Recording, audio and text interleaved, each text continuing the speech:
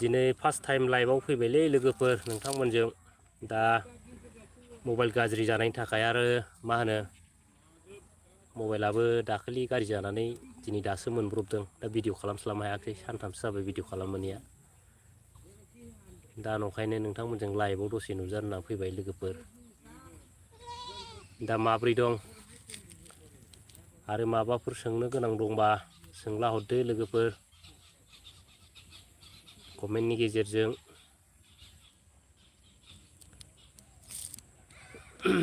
दा मबाइल गाज्रि जानायनि खारनाबो जाहैबाय दा मा होनो दाखालि नेरसोन औवारि बिथांनि मा होनो डिटेल्स माने भिडिअ रेकर्ड लायनो थांदोंमोन आङो दा बेयाव थांनायाव माने भिडिअ रेकर्डखौथ' मोननाय जायाखिसै आरो बिथाङा जेब्लानाखि आङो मानि भिडिअ मानि माबा मा होनोमोनलाय डिटेल्स रिपर्ट लायनो थाङो होमबा बिथाङा थानायाव सावरायगासिनो दंमोन आरो ओमफ्राय आङो बिथांमोनखौ मोनाजासे नेबाबो बिथांमोननि रिपर्टखौ मोननाय जायाखिसै ओमफ्राय बेयावनो फैनाय समाव माने मबाइलानो बाइकनिफ्राय स्पिडनिफ्राय थल्ल' गनानै बायदों लोगोफोर दा बिनिफ्रायनो दिनैसो हादों नै दासो साननैसो जाबाय नामा मबाइल बायनायानो दा बिनिफ्रायनो भिडिअ खालाम मोनाखिसै मोनसेबो दा नंखायनो लाइभआव फैबाय लोगोफोर नोंथांमोनजों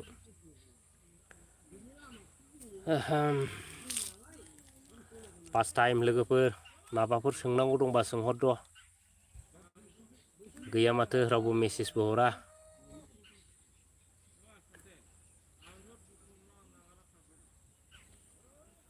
हेल' लोगोफोर माब्रै दं जाखो नोंथांमोनहा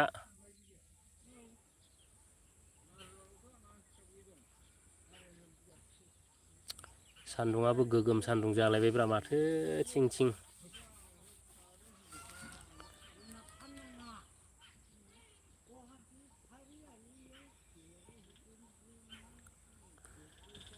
आच्छा बिनय ब्रह्म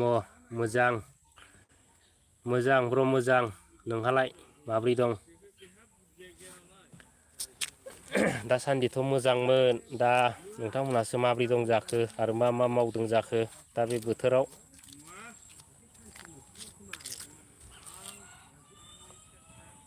जि गरमलै लोगोफोर बिरादनो नै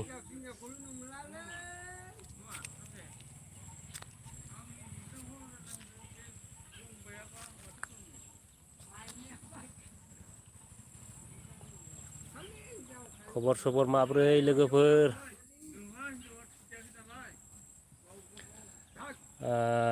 मा होनदों बिप्लांजित ब्रह्म सरकारा बायसिगोन मा जाखो बायसिगोन नामा सरखार मानि इउ पि पि एल सरकारा ब्र बिसोरथ' बायखासिगोन एबारहाय माने जिहेथु मा होनो बिथांमोना एलायन्सआनो दिनैहाय गैला नालाय माने अक्सिजेन होग्रायानो गैला नालाय दा एसेब्लाबो बिथांमोनहा माने हां थोनो थोनो जासिगोन आरो दा बायगोन फैगोन समफ्राव माने बिथांमोनहा माने खुनु प्रकारै माने सरकाराव थानाय नङा आरो लोगोफोर नोंथांमोनहाबो एसे माने दानि बि टि सिखौ बासायनो थाखाय मदद खालामलायदो ना मा बिप्लांजित ब्रह्म आरो दंबावो बिनय ब्रह्म आंबो मोजाङैनो दं फंबाय दे आदा थेंक इउ मोजाङैनो थानांगौ दा मा ओंख्रि जायामोन जाखो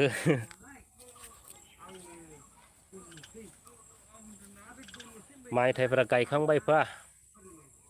लोगोफोर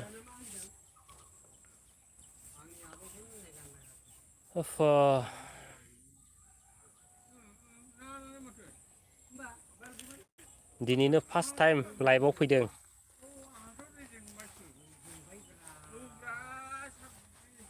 आरो सोरबाफोर माबाफोर सोंनो गोसो दंबा सोंहरदो लोगोफोर आरो आदामोन फंबायमोन।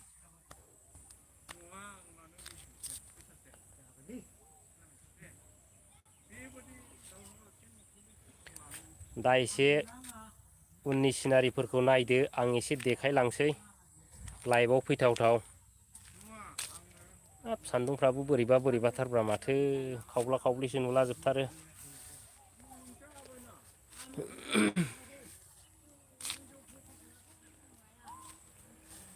आरो नोंसिनिबा सरकारा बबे सरकारा फैनांगौ एसे मेसेजफोरजों फोरमायला हरदो लोगोफोर आरो रायजो राजाफोर। दानि बोथोरफोरखौ नायनानै नोंथांमोना गोसोफ्राव मा मा साननाय दं दानि सरकारनि फारसे आरो दिनैनि दिनाव बिथांमोना माबायदि खामानि मावखो मावदा बेफोरखौबो एसे फोरमायला हरदो। एसे मोजाङैनो फोरमायला हरदो लोगोफोर। आरो गाबोननिफ्राय भिडिअ' लाबोफिनसिगोन राजनिथिनि आरो माखासे खना खनला जालाबायनानै थानाय घटनाफोर आरो बेजों लोगोसे सम सम मानि मा होनो सम मोनोब्ला बे नोंथांमोननि गासै कमेन्टफोरनि फिननायखौबो भिडिअ'नि गेजेरजों लाबोनाय जागोन लोगोफोर। दा नोंथांमोना दुखु मोननो नाङा इसिबां मानि मा होनो कमेन्ट खालामबाय बिथाङा माने रिप्लाय हरा दुगाथार नामाब्रा साननो नाङा। माने आङो बिराद दासान्दि बेस्थ' नालाय दा नंखायनो आङो माने कमेन्टफोरनि रिप्लायखौबो बांद्राय होनाय जायाखै। दा एबारनिफ्राय नाजासिगोन आरो गासिनिबो माने कमेन्ट जेसेबांनाखि माने भिडिअ'फोरनि कमेन्ट बेफोरखौ माने नोंथांमोननो माने आङो रिप्लाय खालामनो सेस्था खालामगोन भिडिअ'नि गेजेरजों। दा गाबोननिफ्राय लानानै दा रन्जित बर' इउ पि पि एल गैला बुन्दु बेथ' नंगौ गैला बिथांमोनहा माने दहैनो होनखाबाय माने बिथांमोना अक्सिजेन होग्रायानो गैला माने बै बिराद गिदिर माने बिथांमोना जाय बिफांनिफ्राय अक्सिजेन जायोमोन नङा होमबा बै अक्सिजेन जाग्रा बिफाङा दिनै गुलुंबाय नङा होमबा दा बिनिखायनो बिफां थैबाय नालाय दा ओरैनोब्लाबो बिथांमोना दिनैनि दिनाव मिरौ जिरौ जालांसिगोन आरो लोगोफोर नङा होमबा एसेब्लाबो बिराद जारला जासिगोन। थिगानो दं बन्दु ओमफ्राय बबेनिफ्राय बुंदोंमोन?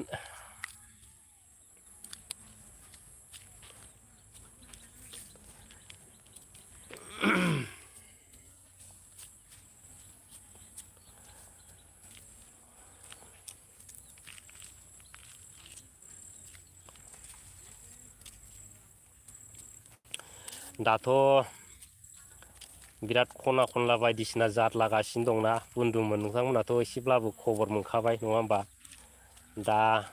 मैया दाखालिसो अनेक मानि मा होनो निउसफ्राव नुलाबायदों मानि मा होनो रेवरेवा बसुमतारी ना मामोनथाय ओमफ्राय सासेया इउ पि पि एल नि मा होनो राजु नार्जारि बिथांमोनहा मानि गावजों गाव बाथ्रा दानथेलायनाय जादों आरोना। बिनय ब्रह्म आं क'क्राझार टाउननि फंबाय ए थेंक इउ आदा थेंक इउ माब्लाबा क'क्राझाराव थांबा लोगो हमनांगोन फन खालामनानै दे आदा जानाय लोंनायफोरखौ आं जाहोगोन सिन्था दाख्लाम। रन्जित बर' आं लेंखनानिफ्राय लिंखना खोलानि ना आदसा आदसा आदसा आदसा दे थेंक इउ ब्र' थेंक इउ लेंखना खिन्थु आं थांफेराखैदां बे जायगायाव माब्लाबा थांगोन ब्र'। बिनय ब्रह्म दे जागोन दे ब्र'।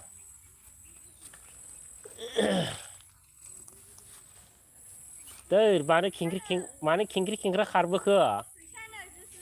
आदसा आदसा आदसा इलिफेन्ट नायदों दोद ए माबसेमोन इलिफेन्टआलाय न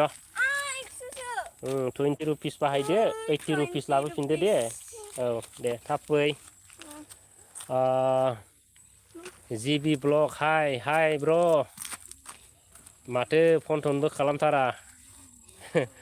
आं नोंथांनि माबाखौ भिडिअखौ जि फल' खालामो जि नायो गावनि भिडिअ बानायलायनायखौ दोनथ'लायनानैबो नायो आङो बिराद इन्टारेस्ट मोनो जिबि ब्लग हाय एड्रेसासो मामोनथाय ब्र नोंना आङो नोंथांनि माबा डिसक्रिपसनाव नायनाय जायाखै दाबो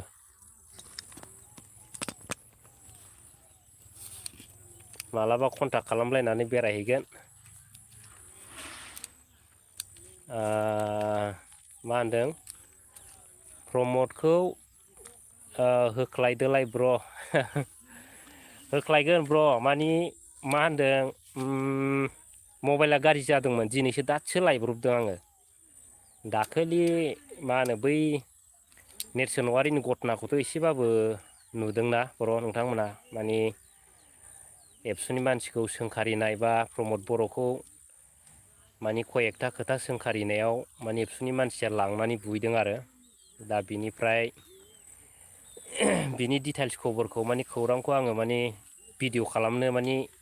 भिडिअ'आव लाबोनो होननानै बिथांखौ लोगो हमनो थांदोंमोन आरो ओमफ्राय दा नेयोसे मोना माने थानायावनो मोनालायदों आरो दा थानायाव मा सावरायखो ओमफ्राय लास्ट पर्यन्त आं बिथांनि भिडिअ'खौ मोनबोनाय जायाखिसै आरो दिनैसिमबो दा उनफ्राव माने लाबोगोन आरो बिथांनि भिडिअ'खौ र' नेनानै थाबानो जाबाय आरो जिखुनु नोंनाबो भिडिअ'आ मोजां जाथारो कन्टेन्टफ्रा जि मोजां जायो लाबोथार आदसा जागोन ब्र जागोन एकदम लाबोगोन 100% लाबोगोन माने बिथोराव एसे बेले बेजे जानानै दं नालाय बे घटनाया ओमफ्राय ओरैनोथ' मा होनो खोनानो मोननायाव आरो आं फन खालामनानै खबर लादों आरो माने मा होनो ओरैनो जाय बिथांमोनहा बुदोंमोन माने आनसलिकनि मानसिफोर बिथांमोनखौ माने केस माने एफआइआर होनाय जाबाय आरो ओमफ्राय खोनानो मोननायाव माने रेजिस्टार जाबाय आरो बिथांमोना माने साबा मानसिया माने केस रेजिस्टार खालामजाबाय आरो बेजों लोगोसे माने मा होनो बिथांमोनहाबो मा होनो काउन्टार माने केस होफिननाय जादों आरो बिथांखौ ओमफ्राय दा बेयाव एसे बेले बेजे जानानै दं ओमफ्राय बेफोरनि खौरांखौ नोंथांमोना उनाव नुगोन आरो दा जिखुनु हक राजनितियाव थायोबा मा होनो बयबो जेनेबा पावार थायो नालाय एसेबाबो आलदा जायो आरो बेफोरबायदि नङा होमबा लोगोफोर जिखुनु हक जेबो नङा माने आं फन खालामदोंमोन दासान्दि एसे बेस्थ' नामा बिजि होननानै बुंहरदों आरो दा आंहासो एसे लस जादों बेयाव थांनानै मबाइल बायबोलायनाय भिडिअ' फुटेज मोनबोलायै बे रोखोम जादों आरो लोगोफोर मिथिसार बसुमतारी सैथो आदसा थेंक इउ ब्र थेंक इउ आरो मा होनदों कामाया बर' ब्लग मा होनो थैजासे थाइला बे सैमा मा जाहैखोलाय फाग्राया माने फाग्लायासो जागौमोन दे ना ब्र' थैजासे थाइला बे सैमा फाग्लायासो जागौमोनदां ब्र' जिखुनु फाग्रायासो जादों माबा मोजाङै हमनो हायासै आं ब्र नोंथांमोननिखौ खामाया बड' ब्लग ना आं नोंथांनि ब्लगखौ फल' खालामथ'नाय जायाखै र' दिनैनिफ्राय फल' खालामसिगोन आरो देमग्लाय नार्जारि आदसा नोंनि ब्लग भिडिअ'खौ जोबोद मोजां आदसा नायो आं बर' आदसा दे फल' खालाम ब्र फल' खालाम देमग्लाय नार्जारि अबेनिमोनथाय ब्र नोंथाङा मालाबाफोर लोगो हमजागोन समफ्रा मोजाङै थायोबा आरो बोथोरफ्रा मोजाङै थायोब्ला थैयाबा नङा होमब्ला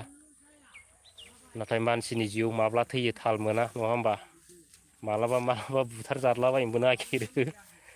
ओरैबायदि अबस्था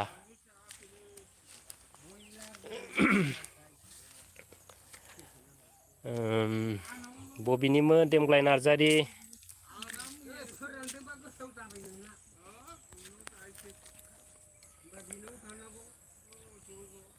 खोमसि खोमलावसो नुलाबायबायलै माथो लाइटनि थाखायनो आइदै नैबेयावसो जिरायनोसां कालभारावसो आइदै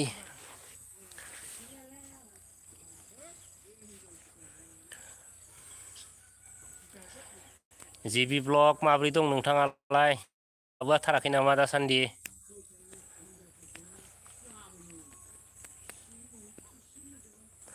नोंना मानि कन्टेन्टआ जा इन्टारेस्ट जाखायोना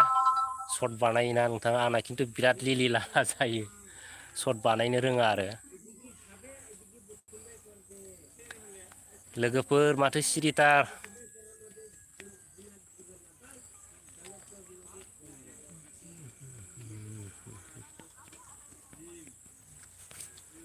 आइदै आइदै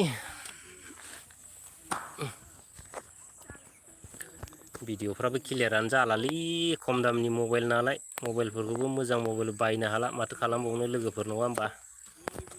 फैसा लाबोबाय नै नाहरलाय जिमि बे जाहैबाय जिमि लोगोफोर माब्रै खनफा मेसेज खालामनानै सिरि थाजोबखो एसे रायज्लायहरदो मोजां गाज्रि आरो मा होनदोंमोनलाय खामाया बर' ब्लग मानो मेसेजखौ दानफिनखो ब्लग ब्र' एसएमएसखौ मानो दानफिनखो आं खिन्थु बे खामाया बड' ब्लग्सखौ फेसबुकआवसो नुनाय बायदि मोनदोंलै ब्र' नोंसिनिखौ आङो खिन्थु खेल लायाखै आं बांद्राय ओमफ्राय प्रफाइलखौ नायनानै एसे नुनाय बायदि मोनदों मालाबा आंखौ रायोमोन नामा नोंथांमोनहा साइसआव ना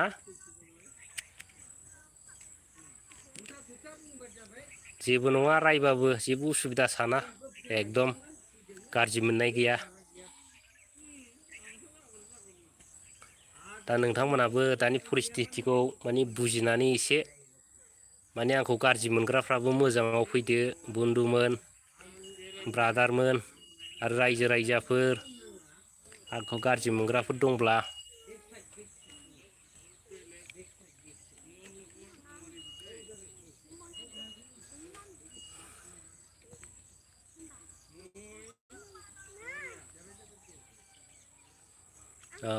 बिनय बरगयारि आसोल आसोलसो ब्र' नों मानसिखौ उजुक्ति खोथा बारा बुंनाया थगायला थगायसुला आजिखालाय लुबैसुला नङा बिसालथे प्रमद ओइ थांदो बिसालथे प्रमद बर'आसो थगायसुलाब्रा आरो राजु नार्जारि फान्थाव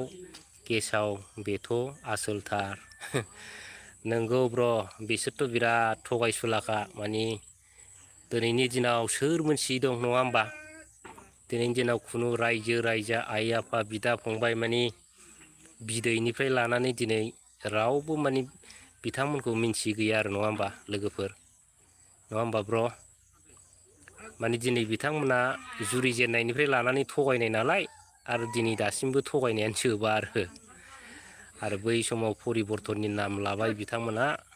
नङा होमबा बर' रायजो राजाफोरखौ गोजाव होबाय न'खर साख्रि होनो होनबाय दा दिनै मा मावखो बिथांमोना नङा होमबा दिनै गावसोरनो माने गिलु फालु दावराव आरो ने लोगोफोर नै आदै नै लाइभआव फैदां ओमफ्राय बिनि खामानिखौ माबोरै लाबोगोन फिसा आदसा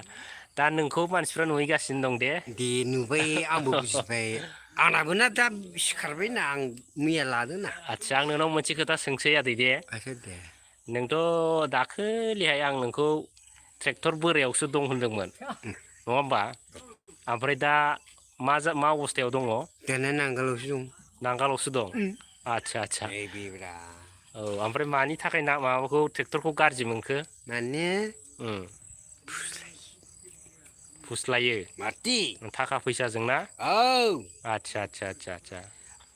आङो बुंदों फिसाफोर नोंसोरो जानानै आदसा ओरै एसे खिलामा आलौनाय आद्रा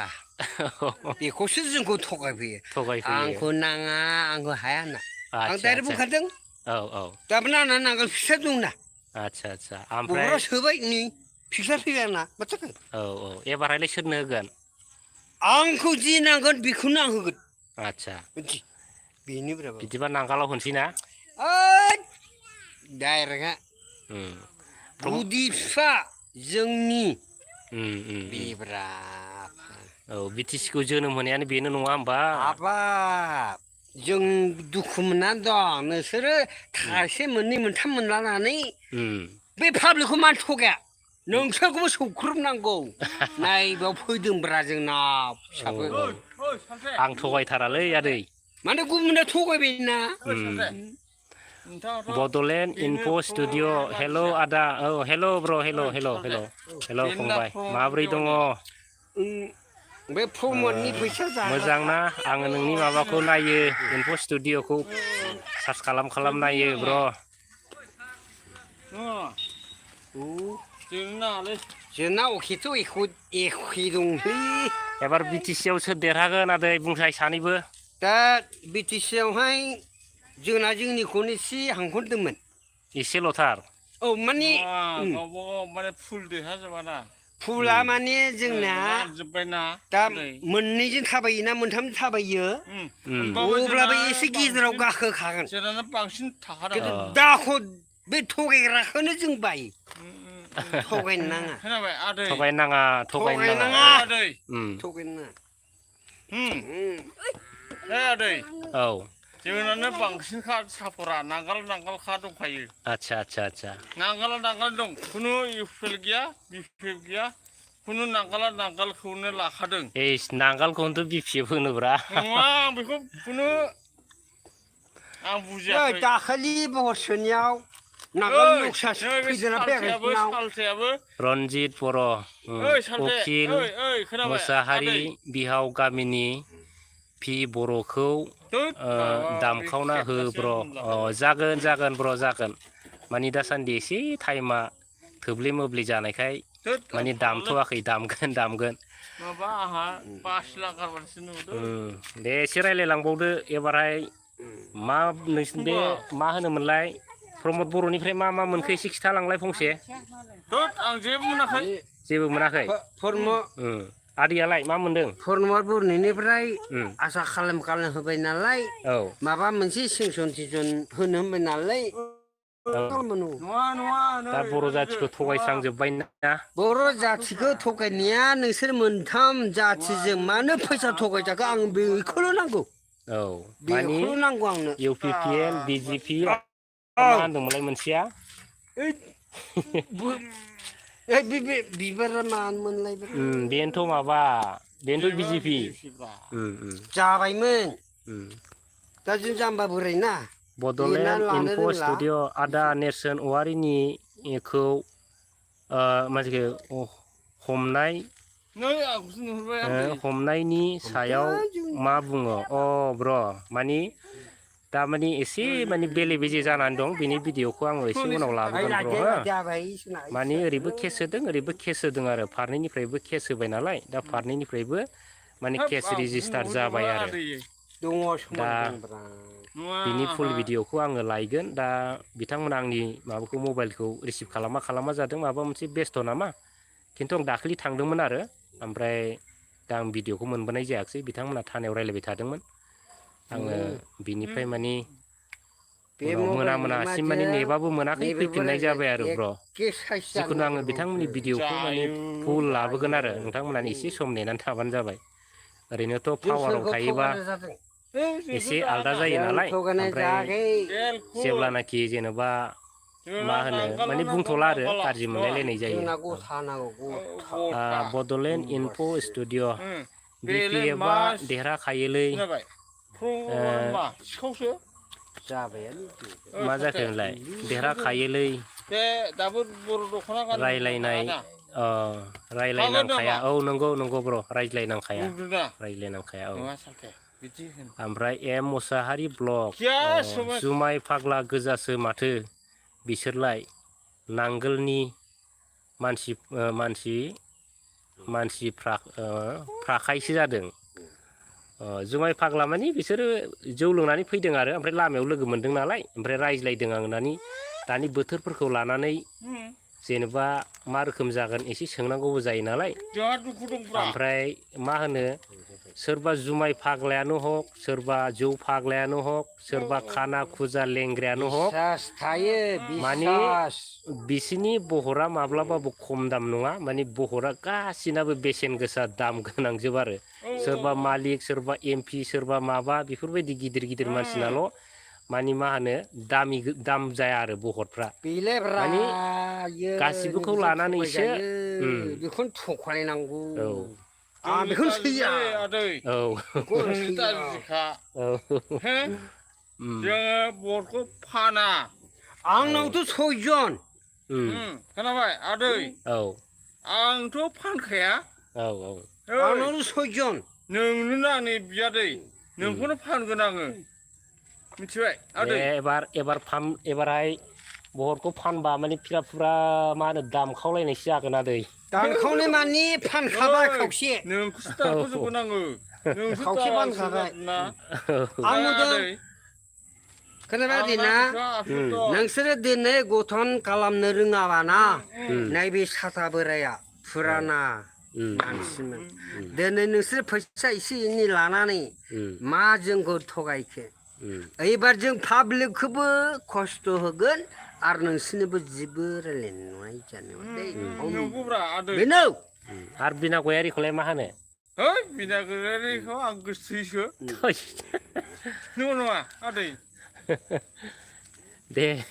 दे गाबोन रायज्लायनोसैलाय आदै नोंसोरजों दे बेना बिदाया औ दे आंहा दे गोसोथोयो दा एसे मोदोमदां दा आं बुंखादों ओइ आदै नोंसोरो फैसाजों थगायजानानै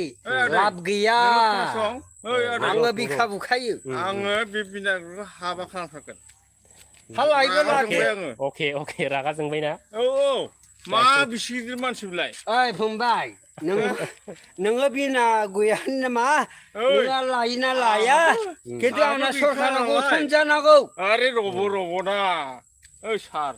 मरै दे आदै आं नै बेयाव रायज्लायनोसै लोगोफोर फन माबा हरदों नालाय एसेमेस गाबोन रायज्लायसिगोन दे औ एखौ हिन्था खर'ना लागे दै दे नुखाबायना नोंफाखा औ नुबाय दे आंथ' गाज्रिखा आदै बि बड' अबिन बसुमतारी अके आदसा दे ब्र दे आं ओमफ्राय आंहा ओरै बेसेबां आंनावलाय नाजारि दै दे मा हमजालाबायनांगौ बबेनिमोनथाय ब्र मोनथियाखिसै आरो बड इनफ' स्टुडिअ' आदै एबसुनि मानसिफ्रा मानो बबे मा जाखो बेलाय मा होनो बिदि जाजोबखो एसे दाय मोनबानो दामनाय बे बर' हारिया मानो बिदि जाखो नंगौ ब्र बिसोरना माने मा होनो बुहुल दं माने माबा मोनसे बिथांमोनहा दाय नुयोबा माने बिदि दा मोजां नङा आरो नङा होमबा आं नोंथांनि जेनेबा कमेन्टनि फिननायखौ होनो लुबैयो नोंथांमोना अफिसाव लेंहरनायनि गेजेरजों बुजाय आरो वारनिं होनानै दोननो हायो नङा होमबा आरो जुदि मानिथाराबा माबा मोनसे राहा लानो हायो आरो नङा होमबा दा बिथांमोना जोबोर गोरोन्थि जायो आरो दा नेक्स्टआव फैलायबाय नै एम मुसाहारि ब्लक बिबारखौ गारना ट्रेक्टर नांगाल ज' जादोलै बिटिसि आव बिजेपि हाथाव खालामनांसिगौ आदसा खोथायाथ' थिगानो दं ब्र खिन्थु जोंनि बर'फोरनि गेजेराव जेनेबा जों पाब्लिकआ जुदि गोरोबलायबाबो जेनेबा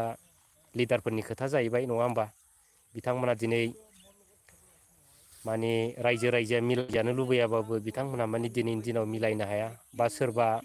ओरैनो सापस हिसाबै आरो दिनै बिथां प्रमद बर'आ CM नङा होमबा दिनै CM जानानै बिथाङा दिनै गुबुनजों माने मा होनो ओरै गाहाय लेभेलाव बिथांमोनहा फैनो साना आरो माने बेफोरबायदियावनो माने गोरोबलायनायखौ बायो नङा होमबा जानायाथ' ज' जानांगौ नङाबा बिबारा जुदि राज सोलिनांगौबा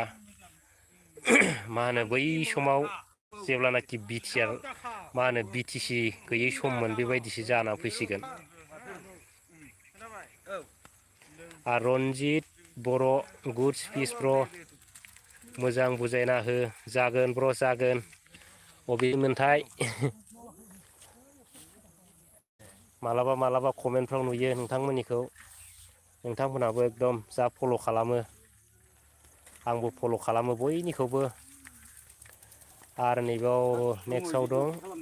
बड'लेण्ड इनफ' स्टुडिअ खाम्फा सारा बारगोन नामा एबार ब्र बारगोन मानि माबायाव बिबाराव मानि खाम्फासाराथ' बिबाराव बारनाय नङा मानि बिथांनाव जाहैबाय मानि जोंनि बर' हारिनि थै दं मानि जाथिया जों थांगासिनो दं बेफोरखौ मानि सिन्था खालामनानै बिथांमोना बुजियो दा आंनि मथेबा बिथाङा माब्लाबाबो गावनि BPF मानि दोलोखौ गारनानै गुबुनाव बारलांनाय नङा आरो आंनि साननाय बायदिब्ला दा नोंथांमोनासो मा सानो दा नेक्स्टआव दं सुबास बसुमतारी आदैया सैथो बाथ्राखौनो बुंदों जाथिनि खुंथायखौ गोरायै फसंथानांगौब्ला जों UPPL एन BJPनि गरसे गरनै मा होनदों एंखुर सारलानायफोरजों थगायजानो नाङा बे बाथ्राखौ मा जाखो दामनानै हो आदसा नंगौ जों दिनै बिदिनो जादों ब्र नङा सुबास बसुमतारी ब्र जोंना बर' जाथिफ्रा मा जायो बेफोरबायदिनो इलेक्सन गैयै समाव थिग पार्टियाव थाबाबो गाव गावनि पार्टियाव थाबाबो जेब्लानाखि इलेक्सन फैयो मानि 100 200 मोनजाबानो एकदम बिराद बावलाङो आरो बेफोरनिफ्राय दुखुनांथावसिन जेबो गैया दिनैनि दिनाव नङा होमबा 200 300 मोनजाब्लानो मानि हारिनि समस्याफोरखौ बिथांमोना जेबो साना आरो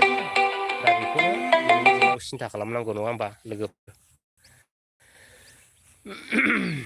thank you M Musahary block UPPL plus BJP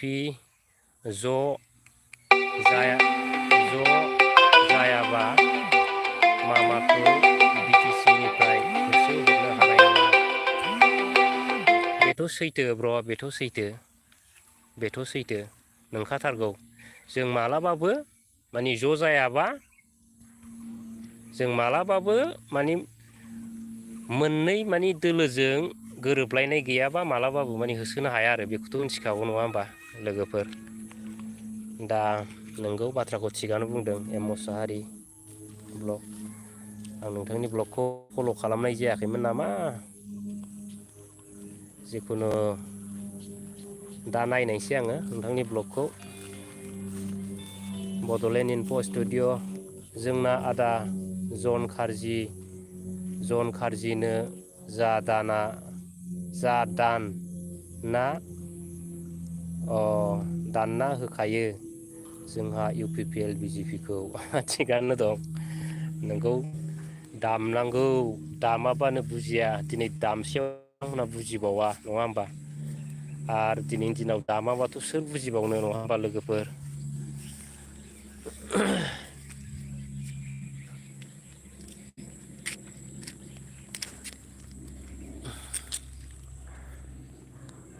अल्प देरि हब रे ओहो गैया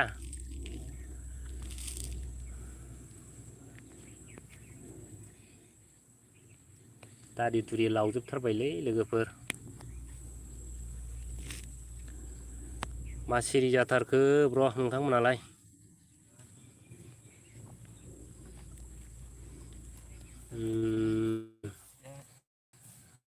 बड'लेण्ड इनफ' BPFल' भट आंनिफ्राय बेनो अरायबो सैथो थेंक इउ ब्र थेंक इउ मानि सिलेक्ट जागोन दा औ सिलेक्ट जागोन मानि दिनैनि दिनाव मानि मा होननांगोन लोगोफोर मानि BPF-खौ मानि सोंखारिनाय बा BPF-खौ नेवसिनाय मानि जोंनि बर' हारिनि बिराद गिदिर गोरोन्थि साननानै लानांगोन आरो आंनि मथेब्ला दा नोंथांमोनासो मा सानो जिहेथु दिनैनि दिनाव जोंनि BTC-खौ जोनोम होनायानो नांगाल नङा होमबा हाग्रामा महिलारि सार दिनै बिथाङा जुदि BTC सुक्ति लाबोआमोनब्ला मा जागौमोन दा बेखौ सिन्था खालामनांगौ नङा होमबा लोगोफोर आरो रायजो राजाफोर आरो दिनैबो नै जोंनि बर' हारिया मानि अलखद लामाजों थांगासिनो दं दिनै मोनखानाय पावारफ्रानो सानफा एफा गोमालांगासिनो दं नङा होमबा आरो ब्रादारा हरबावदों बड'लेण्ड इनफ' मुगानि थान्दै बोरो जाथारहोलै आदा आच्छा मुगानि थान्दै बोरै जाथारखोलै आदा आच्छा मुगानि थान्दै बोरै जाथारखोलै आदा आच्छा मानि ब्र बियो आगोलथ' बेयावनो दंमोन नालाय ओमफ्राय जोंनि एरियानो दंमोन नालाय दा हजोंहाय गावसिनि माबायाव थांबाय आरो दा बिथाङा माबा मोनसे बेस्थ'नि थाखाय भिडिअ लाबोनो हायाखै जानांगौ दा बिथाङाबो जेनेबा UPPL आव मानि माखासे मानि प्रेसारनि थाखायसो थांदो आं भिडिअ बानायदों थांदो माने पलिटिकेल प्रेसार होनायनि थाखायसो बिथाङा UPPL आव थांदोंमोन होनदों दा बिथाङाथ' माबायावनो फैफिनबाय आरो जोंनि नांगालावनो आरो नांगालनि सापर्ट खामोन बिथाङा ससे समाव गोदाव सोराव जानानै थांबाय दा नेक्स्टआव फैबाय बड' ब्लग हाय ब्र मा गामिमोन नोंनिया प्लिज आंनियाथ' आसल गामिया मानि टिपकाय ब्र टिपकाय पलासगुरिनिमोन आरो ओमफ्राय दा आङो कुसुगाव दंफैयो दा गोबाव जाबाय दा मालाबा बेरायफै कन्टेक्ट खालामनानै फै ओरैफोर फैयोबा बेरायलां फन खालाम माबायाव नाम्बार होखादों आङो मा होनोमोनलाय डिसक्रिपसनाव नाम्बार होनाय दङ नोंथांमोना कल खालामनानै लोगो हमनो हागोन आरो दा बबेनिमोन ब्र नोंथाङा बड' ब्लग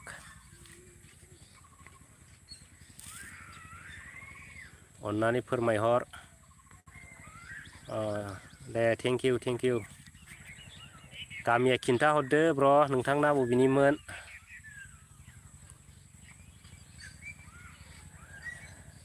बड'लेण्ड इनफ' स्टुडिअ आङो नोंथांनि गामिखौ एसे मिथिनो लुबैदों नोंथाङाबो मानि एसे अन्नानै फोरमायहर आरो गामिखौ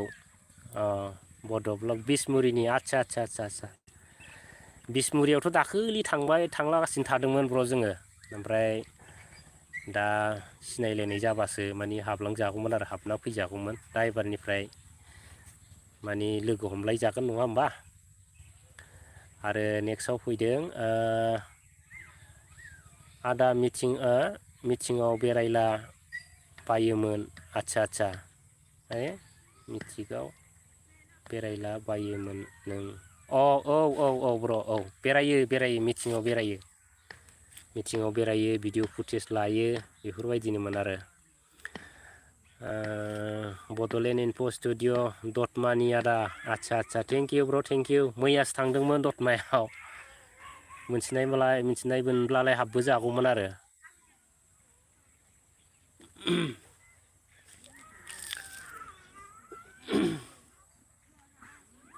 लोगोफोर माब्रै दं सिरि जाथारबाय माथो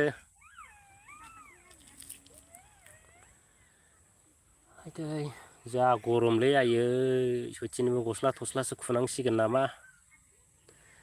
नोंसिनि हरैहाय माब्रै एबार इलेक्सननि खबरफ्रा ब्र एबार सोरखौ रासिन सापर्ट खालामगोन बायदि अन्नानै एसे खिन्थाला हरदो आरो गोसोफ्राव माबाफोर दंलाबायोबा खेमन दंलाबायोबा खुला खुलि बुंहरनाया मोजां आरो आङो दिनै गिबि खेब मानि मा होनो लाइभआव फैनाय हिसाबै नोंथांमोननि कमेन्टफोरखौ मोजाङै फरायनो रोङाखिसै बिनि थाखाय निमाहा बिबाय गासैनिबोसिम रत्नेस्वर मुसाहारि भाइ होननाय नोंखौ गाज्रि दामोन मोना ब्र मोना दाखालि एबसुआ सासे फंबायखौ बुबावदोंमोन बिनि बिसारा मा जाखो फोरमायनाय मोनब्ला मोजां जागौमोन ब्र बियो एसे दा पेन्डिंआव दंथ'यो दा बिथांमोनहा बुबाय नालाय ओमफ्राय दा बिथांमोनखौ उल्था केस होनाय जादोंमोन नालाय ओमफ्राय उल्था केस जानायाव बिथांमोनखौ साबा होनाय जादों आरो एबसुनि मानसिखौ दा साबायाव ओमफ्राय बिथांमोननि केसाथ' रेजिस्टार जाबाय आरो दा बिथांमोनाबो मानि काउन्टार केस होफिननाय जादों आरो बै जाय मानसि नेरसोन औवारि बिथाङा केस होदोंमोन नालाय बिथांखौ उल्था काउन्टार केस होनानै माने एसे गाज्रि रोखोमै केस होनाय जादों बिथांखौ दा ओमफ्राय बिनिफ्राय बेखिनिल' खबर मोननाय जाथ'दों ओमफ्राय कन्टेक्ट मोनलायथ'वाखै उनावहाय जुदि कन्टेक्ट मोननाय जायोब्ला माने नोंथांमोननो भिडिअ लाबोगोन आरो माने दाखालिबो भिडिअ लाबोनो थांदोंमोन आङो बिथांमोनखौ लोगो मोनहैयाखै बिथांमोना थानायावमोन आरो मोनाजासे नेदोंमोन भिडिअ खालामनो अब्लाबो बिथांमोनखौ लोगो मोनथारनाय जायाखिसै आरो दा जिखुनु आङो बिथांमोननि माने न'खरनि मानसिनिफ्रायनो एसे माने खौरांखौ लानानै दङ आरो अब्लाबो माने भिडिअखौ लाबोथ'नाय जायाखै लाबोगोन नेक्स्ट बाराव आरो थेंक इउ ब्र बड'लेण्ड इनफो स्टुडिअ जोंनि थिग जायखौलाय जोंनिथिं जथा जाथ'वाखै आदा आदसा दे जागोन दे जाबा निउसफ्राव एसे फोरमायदो नङा होमबा नोंथांनि माबायाव चेनेलाव रबिराम सारानो बानायखायो थिगानो दं रबिराम सारानो बानायखायो बेथ' मा होनो बिथाङा रबिराम सार एमएलएआ माने ग्रेट लिडार जोंनि बर'फोरनि थाखाय दा नायल' जाल' जोङो सासेल' बिराद मोजां माने एमएलए होननांगोन जोंनि बिटिसि आव दा माने जोंनि बर' हारिनि सिन्था खालामग्रा होनोब्ला नङा होमबा दा ओरैबायदि माने बयबो बाख्नायो आरो सापर्ट खालामो बिथांखौ आरो अराय सम सापर्ट खालामबाय थागोन आरो जाहाथे बिथाङा माने गोसोनि साननायफ्राव गुलुं गुजुं जाया आरो दा रायजो राजाफ्रा बिथांखौ बेखौनो हास्थायो आरो रायज्लायो आरो ब्र आरो बिथाङा बुंबावदों फेसबुकआवसो नुदों हाथियारजों सोमोन्दो दं होनना फेसबुकआव बिनि फिननायाथ' नोंथाङानो मोजाङै मिथिखागोन ब्र नङा होमबा माने जेब्लानाखि बड'लेण्ड बुब्लियाव मा होनो निउस फोसावो नङा होमबा बे समाव माने सोंखारिनायनिसो बिथांमोना निउस फोसावखादों नङा होमबा नोंथांमोना बड'लेण्ड बुब्लियाव थांनानै नायोब्ला नुयो ओमफ्राय दिनै माने उल्थां फाल्थां केस होला होलियाव दिनै बिथांनि दाया जाहैदों माने हाथियारजों लोब्बा थानाय आरो दा होनबा नोंथांमोनानो सिन्था खालामदो नङा होमबा दा एसे माने बिथरि खोथाखौ आं बुंथ'ला ओमफ्राय जेब्लानाखि डिटेल्स माने बिथाङा माने गावनि खौरांखौ होनो भिडिअ खालामनो लेंहरगोन अब्ला माने थांनानै भिडिअखौ लाबोनो माने सेस्था खालामगोन आङो दा भिडिअखौ नेनानै थाबानो जाबाय लोगोफोर दा आदसा नेक्स्टआव दं बड'लेण्ड बुब्लि निउसखौथ' बयबो मिथिखायो मिथियो माने दिनैनि दिनाव बिथांमोननि निउसखौ बुंनांगोन वान साइड माने निउस बुंनांगोन आरो नङा होमबा ब्र आरो रायजो राजाफोर बिथांमोना माने फारसेनिल' निउस लाबोयो आरो बिथांमोना आं होननायखौ दुखु मोननो नाङा दिनै निउस चेनेला दिनै जोंनि बर'नि निउस चेनेला जुदि वान साइड जायोब्ला नङा होमबा माने जोंनि समाजा माने माब्रै माने मोजां जानो नङा होमबा दिनै बिथांमोना गाज्रिखौनो मोजां होननानै फोसावोबा मोजांखौनो गाज्रि होननानै फोसावोब्ला नङा होमबा दिनै जोंनि हारिनि जेंनाफ्रा बिदियाव बोरै सुस्रांजानो नङा होमबा बेफोरबायदिनो अनेक दुखुनांथाव खोथा दं आरो ब्र जिखुनु नोंथांनि थाखाय माने नोंथांनि सोंनाय फिननायनि थाखाय आं बिराद गोजोननाय थाबाय ब्र आरो हागौमानि रिप्लाइ खालामनो नाजागोन आरो दिनैसो फार्स्ट टाइम लाइभ आरो फरायनायाबो एसे गोनो गोथो जाबाय दिनैनि दिनाव निमाहा होदो आरो आंना एसे बेटारियाबो एसे खम नालाय लोगोफोर माने एसे नुवा जायो आरो दा गोदोलाय मोजांमोन दा बैसोबो जाबाय माथो खालामनो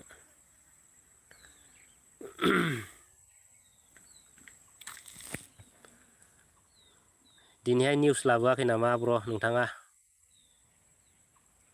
निउस लाबोबाय था नोंथाङाबो एसे थाब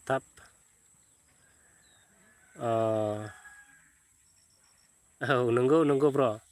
दिनैसो आं फार्स्ट टाइम माने लाइभआव फैदों आरो बेबो फैयामोन आङो दाखालि जेब्लानाखि नेरसोन औवारिनि माने भिडिअ लायनो थाङोमोन ओइदिनखालिनिफ्रायनो आंना फैनाय समाव मबाइला गोलैनानै गाज्रि जादोंमोन नालाय दा दिनैसो लायब्रबदों आङो दा भिडिअबो खालामनो मोनाखै माने थाखा फैसायाबो क्राइसिस नालाय बायनोबो हाया बेखौनो बानायहोबाय आरो बानायनानै बेखौनो लाबोबाय खुनुरुखुम माने सोलिनो आरो दा संगे भिडिअ लाबोयैफ्राबो गोबाव जाबाय साननानै लाइभआव फैनायसैलां होनना फैबाय र जिखुनु आरो फेसबुकआव हगारा नामा आदाया हगारो फेसबुकआव हगारो खिन्थु ओरैनो फेसबुकाव बांद्राय हगारनाय जाया ओमफ्राय एबारनिफ्राय हगारनाय जासिगोन आरो आंना फेसबुकआ जाहैबाय बुद्धिराम ब्रह्म फेसबुक पेज माबानानै सार्च खालामनानै नायबा नुगोन आरो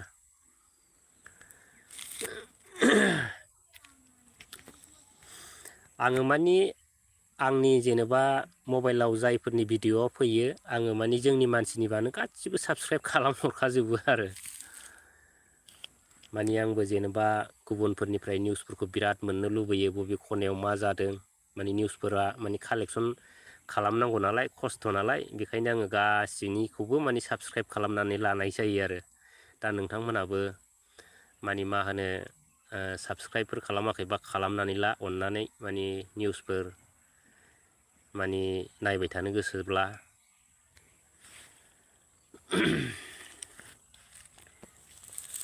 बा 46 मिनिट जालायलायबायलै लोगोफोर लाइभआव लोगोफोर माथो गोदान गोदान लोगोफोर फैदालाय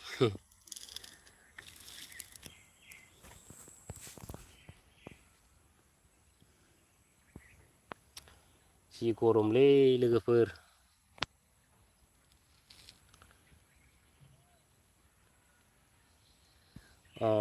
बिदि खालामनांगौ आदा जोंहाथ' बुंनाय मानसिखौलाय बुंनायफ्रायनो नागिरनांगौ जायो नंगौ नंगौ ब्र नंगौ नंगौ उफाय गैया माने बिदिनो गावजों गाव हेल्प होलायनांगौ नङा होमबा जोङो बयबो बर' गुबुनफ्रा मानि गावजों गाव मानि मदद होआब्लाबो जोंनि बर'फ्रा मानि मदद होलायनांगौ आरो नङा होमब्ला सोरबा जुरिजेननाय इउटुबारानो हक सोरबा माने जुरिजेननाय फेसबुकआनो हक सोरबा गिदिर फेसबुक उन्दै फेसबुक गासिबो माने इउटुबारफोरखौनो माने सापर्ट खालामनांगौ आरो माने हिंसा हिंसि थानो नाङा आरो आं सानो माने आंखौ जाय बिथांमोनहा बिराद गाज्रि गाज्रि रायहरो अब्लाबो आं बिथांमोनखौ दुखु मोना माने आङो ओरैबायदियाव दुखु मोना बिथांमोनाबो मालाबा सानसे समाव नङा होमबा माने हारिनि एबा जाथिनि फारसे माने मेन्टेलिटि दंब्ला बिथांमोना सानगोन साननानै सोलायनो रोंगोन आरो नङा होमबा रायजो राजाफोर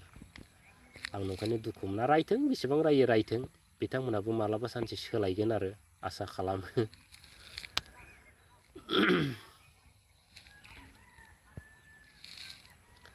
दाथ' बुंनो थाङोब्ला माने जेरैनिफ्रायबो सानोब्ला माने बै फट' बिबारफोरखौसो माने बार फैजानो गिनांगौ बिटिसिआव नङा होमबा जै फट' बिबारा जुदि बोरैबा जुदि बार फैबाय होनबाथ' साननानै लादो बर'फोरा माने मा होननांगौ माने बुंजाला आरो माने सम बोथोरासो माने फोरमायसिगोन आरो बिरजुला आदसा थिग आदा नोंनि बुंनाया आदसा थेंक इउ बिरजुला सिस्टारसो जागोन ना थारमानि नोंथांना मानि माबा गैयागोन मा होनोमोनलाय इउटुब चेनेल गैयागोन ना सिस्टार नंखायनो नै पार्सनेल हिसाबै माबानाय जाहैबाय नोंथाङा कमेन्ट खालामनाय जाबाय नङा होमबा गोजोननाय थाबाय आरो बबेनिमोन हायोबा एसे फोरमायहर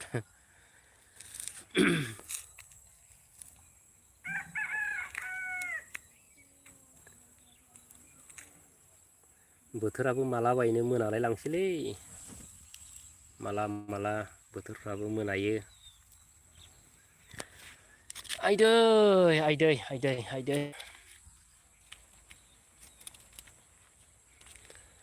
खोमसि खोमलावसो नुलाजोब्बाय नामा भिडिअ'फोरखौनो खम दाम नालाय मबाइलफ्राबो क्लियार जायालै माथो खालामबावनो उफाय गैया उफाय नट होननांसिगोन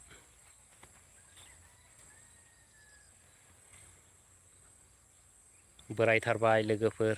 एकदम दारि दुरि दुफबजोब्बाय नै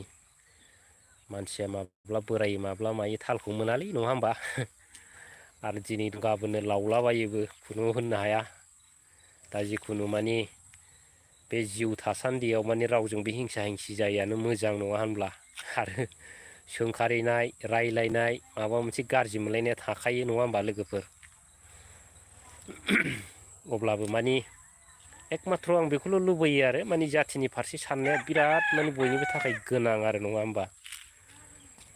दा जिखुनु हक सम फैयोब्ला माने गोरोबलायगोन बायदि आंबो सानदों गोसोफ्राव बिटिसिखौ रैखा खालामनो बयबो सिन्था धारना खालामलायगोन सानदों लोगोफोर आरो दिनै अनेक माने मा होनो गामि गामि रायलायसोयो माने बयबो जेनेबा बुजिनायनि खोथाखौ बुंबाय आरो दिनै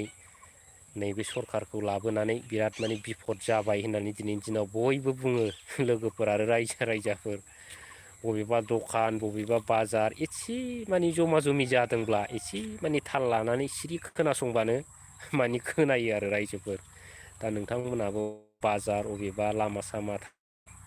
माने सोरनावबा सों बा सोरजोंबा मोजां गाज्रि रायज्लाय माने जोंनि नैबे माने सोलिबाय थानाय दिन बोथोरफोरनि सोमोन्दै एसेबाबो सावराय अब्लानो बुजिगोन नङा होमब्ला दा जिखुनु 51 मिनिट जाबाय लोगोफोर आरो दसेल' लाइभआव थासिगोन दा दसेनि उनाव लाइभखौ बन्द' खालामसिगोन आरो नैबेजों एसे थाबायग्लांसै खोमसि खोमलाव जाला जोबोलै हाब नैबे फिथाइखौ जानांसिगोनलै जाजागोन ना जाजाया जाखो बियो नैबे फिथाइखौ मा फिथाइ होनो माने खुन्थाइ नारा होनो खुन्थाइ नारा माने जाजायो नङा होमबा लोगोफोर बिराद दङ फिथाइया एकदम बिराद थाइदों नै बेयाव जानांगौ मालाबा मालाबा जानो सानो जाफेरनाय जाया आरो दा मालाबा जानांगौ र' दा एसे लकेसनखौ नायला हरदो ओरैहाय मा लकेसन दं नैबे एकदम नैबे जाम्फैया जाहैबाय एकदम ओरै स्लुइस गेट थाङो बेजों सिद्दा स्लुइस गेट ओमफ्राय बिनि बै एसे थांनानैनो स्लुइस गेट दं आरो आं भिडिअ खालामबाय थायो बे जायगायाव ओमफ्राय नैबे जाहैबाय माइ आबाद बिराद मोजां माइ जायो मैथा फाथोबारि नै ओरैहाय जाहैबाय मा होनो साहा थांनाय जाहैबाय बे लामाया बैजों सरब मोनसे दं ओरै थांनाय कुसुगावआव थांनाय ओरै फिफसआव थांनाय लोगो मोनलांजोबो आरो ओमफ्राय बेनो जाहैबाय जोंनि लामा जाहैबाय दा जाहा नैबेजों थांनानै बै मोनसे जायगायावसो खारलांसिगोन दा नैबे न'आ पारमानेन्ट नङा नालाय दा बैयाव बानायगासिनो दं लोगोफोर मालाबा नोंथांमोनहाबो बेरायफै टाइम मोनोबा आरो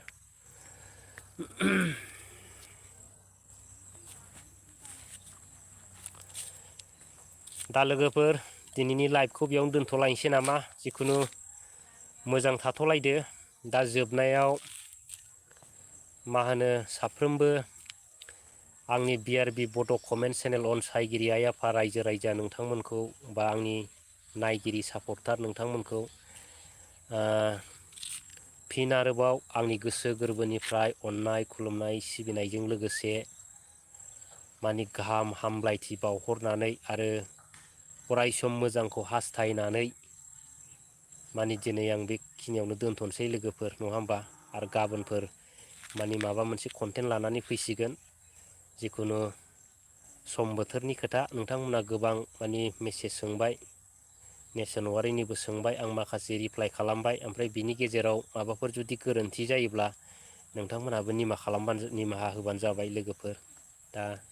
दिनै बेखिनियावनो लाइभखौ दोनथ'बाय लोगोफोर दे दुखु दामोनलायसै मोजाङै थाथ'लायदो दा थेंक इउ लोगोफोर भेरि गुड डे